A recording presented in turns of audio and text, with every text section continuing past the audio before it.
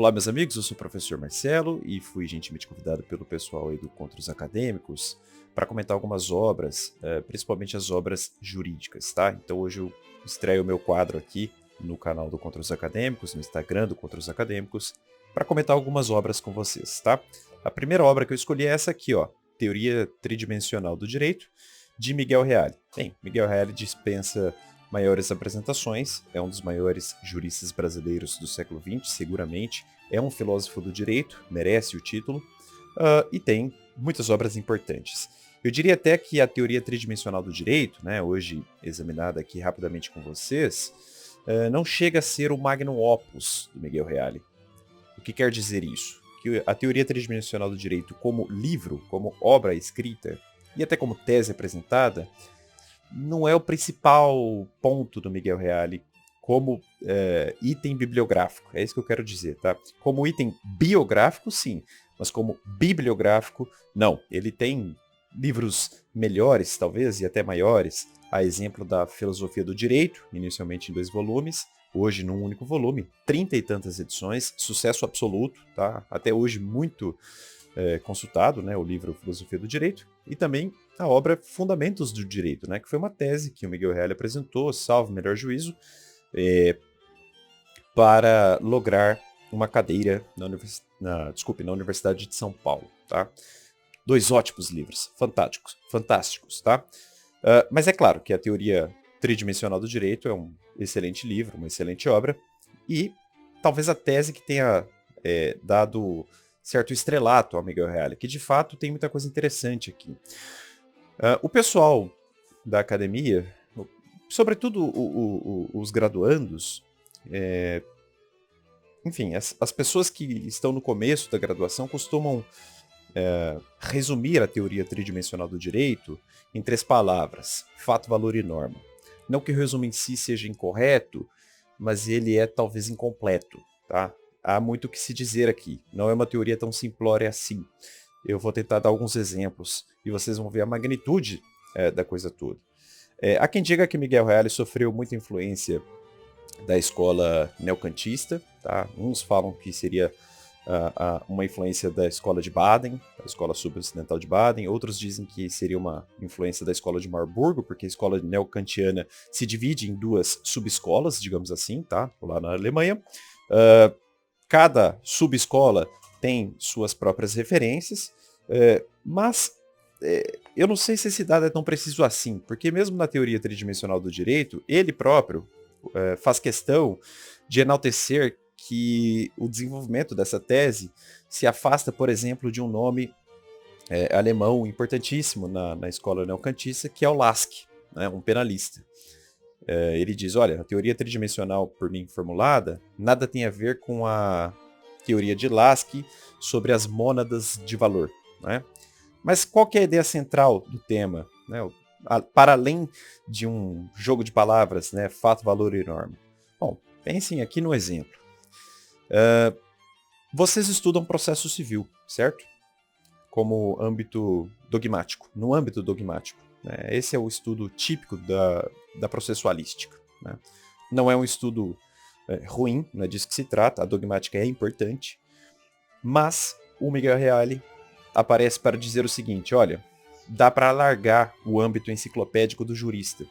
O jurista também pode ser um sociólogo, o jurista também pode ser um político legislativo. Eu tenho um texto na Revista Brasileira de Direito Processual intitulado Miguel Reale e o Direito Processual. E lá eu me aproveito de uma divisão muito famosa nos manuais de direito penal para adaptar, né, eu adapto esta divisão para a processualística. Então, os penalistas falam muito em dogmática penal, que seria um estudo muito mais normativo, e em criminologia, que seria um estudo fático, social também, e em política criminal, que seria um estudo pré-legislativo, talvez. Bom, adaptando esses pontos para o direito processual, nós teríamos o direito processual dogmático, claro, né? Processo dogmático, mais famoso, evidentemente. O que eu chamei de processologia, que seria talvez uma ciência causal explicativa do processo civil, e um estudo político-legislativo, né, do processo civil, ou seja, formulações de lege ferenda tendentes a aprimorar os bastidores legais da aplicação da lei, né? Os bastidores legais da processualística, claro. Muito bem. Marcelo, você poderia dar exemplos? Claro que sim, né? Um estudo que eu poderia chamar de processólogo é encontrado num texto até um pouco difícil de encontrar hoje em dia, do professor Kazuo Watanabe. O que ele fez? Ele fez um estudo empírico, tá? Do tempo do processo, né? Os dogmatas falam muito de demora, de eficiência processual e coisas afins. Mas eles não se dão conta que é possível estudar isso empiricamente. O Kazuo Watanabe percebeu isso e fez um estudo do tempo de julgamento do agravo de instrumento no Tribunal de Justiça de São Paulo, se eu não me engano. E ele percebeu que o tempo de julgamento do agravo de instrumento, 1/3 deste tempo eram com os autos parados. Ou seja, a justiça tomava muito tempo autuando o caderno processual, remetendo-o para o Tribunal de Justiça na capital e depositando em seus cartórios, etc, etc. Quer dizer, 1/3 da tutela recursal do agravo de instrumento era um tempo morto, né? Então os processualistas perceberam isso. Claro que depois o processo eletrônico ajudou a mudar essa realidade, mas é um estudo muito interessante, né? O jurista geralmente não se dá conta disso. Eis aí um exemplo muito bom do que eu chamo de processologia, com clara influência de Miguel Reale. Então vejam, o Miguel Reale ajuda o estudante de direito a elastecer o seu horizonte epistemológico. É exatamente isso. Não que ele menoscabe teorias normativas, não é disso que se trata. Aliás, das 3 palavras, fato, valor e norma, norma está aí contida, tá? Vou tentar dar outro exemplo, e isso mostra, talvez com mais precisão, a suposta influência, e talvez ela tenha de fato acontecido, da escola neocantiana sobre Miguel Reale. Os penalistas costumam estudar o delito analiticamente, como um fato típico, ilícito e culpável. Há divergências sobre isso, mas é o que prevalece. O fato típico, a esfera típica do crime, seria o suporte fático de incidência da norma, e, portanto, seria o fato, não é? A ilicitude seria uma especulação normativa, portanto, seria a norma.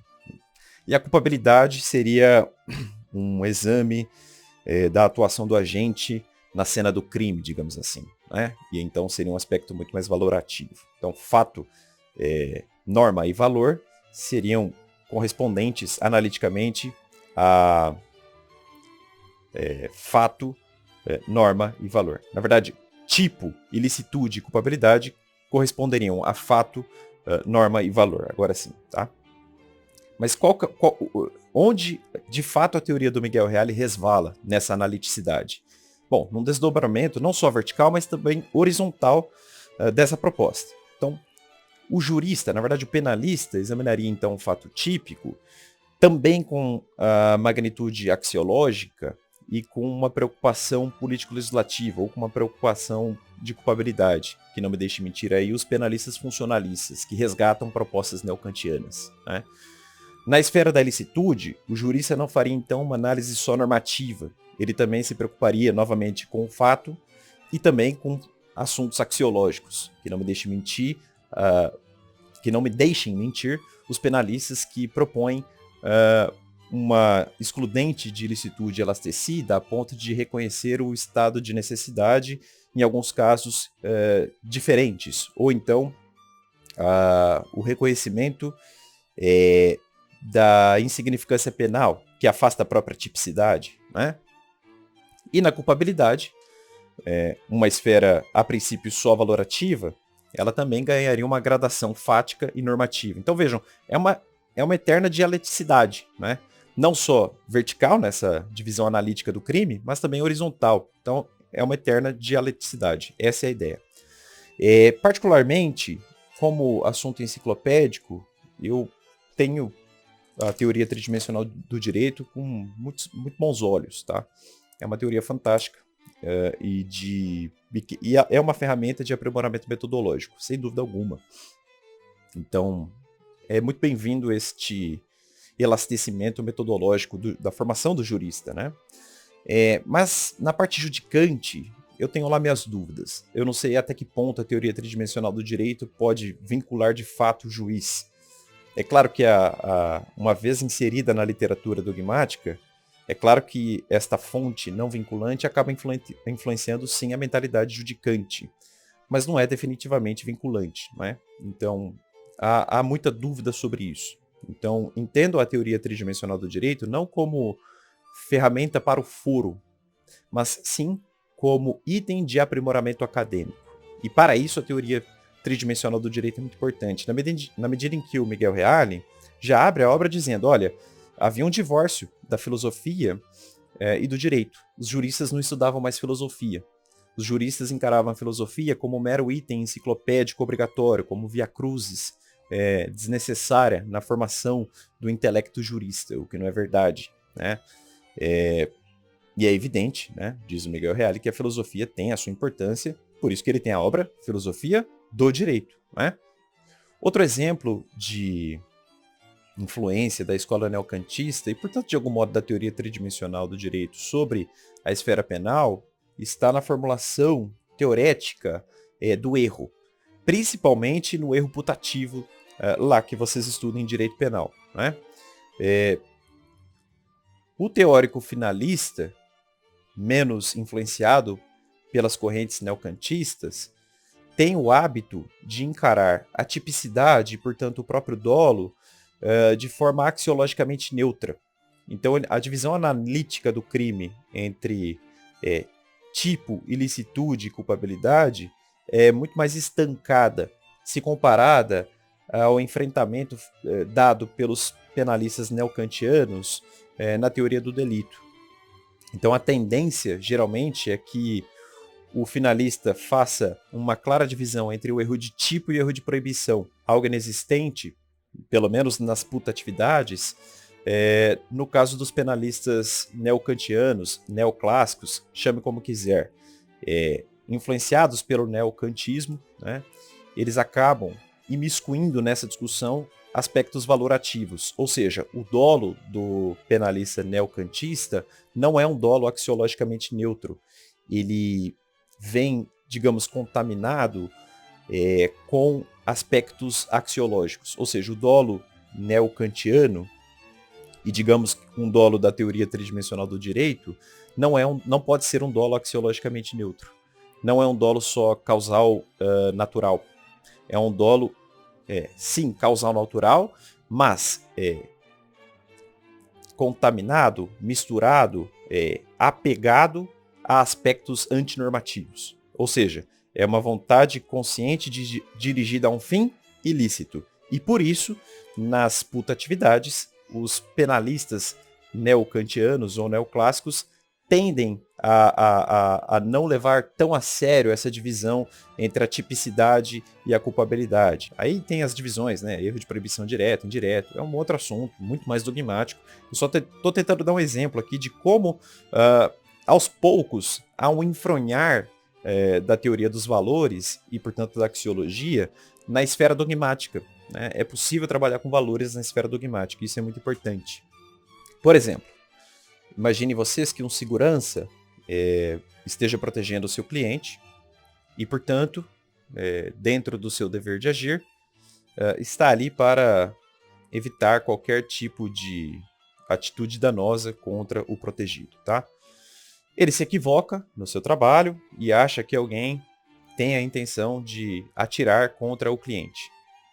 Ao assim agir, equivocadamente, e portanto de forma putativa, né, em relação à suposta licitude que lhe é exterior, ele empurra o seu cliente, que cai, bate a cabeça no chão e sofre lesões corporais. Um finalista não neocantiano dirá que a conduta do segurança é típica, porque há ali dolo, já que o dolo deste segurança, segundo um teórico finalista não neocantiano, é axiologicamente neutro. Então basta a influência deliberada sobre o fluxo causal naquele momento. Ou seja, basta uma conduta dirigida a um fim. Mas vejam, não é uma conduta dirigida a um fim lícito ou ilícito. Essa é uma outra discussão para o teórico finalista. O neocantiano dirá, não, isso aí tende a ser visto com alguma preocupação valorativa. Então isso, na verdade, é um erro de tipo. Ou seja, não há um dolo completo do segurança, porque o dolo neocantiano é recheado de valores, né? Ele é prenhe de valores. Não é um dolo só causal e natural. É um dolo, digamos, normativo, né?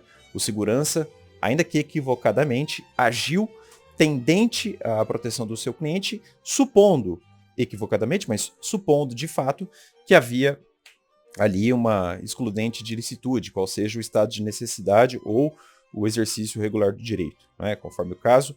Então há essas conclusões diferentes, né, justamente pela influência do modelo teorético da escola neocantiana, de algum modo, indiretamente da escola do Miguel Reale, qual seja a teoria tridimensional do direito.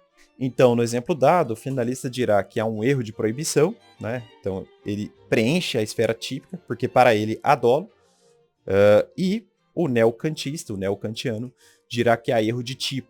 Não há nem tipicidade, porque não há um dolo completo, ele não deu vazão ao espaço normativo que está atrelado no dolo. Tá? Então, aí uma clara influência da escola neocantiana sobre nós, que hoje pode ser dita escola funcionalista do direito penal, né? A conduta recheada de elementos político-criminais, recheada de apreciações valorativas e não só dogmáticas e assim por diante. Isso para dar alguns exemplos, claro.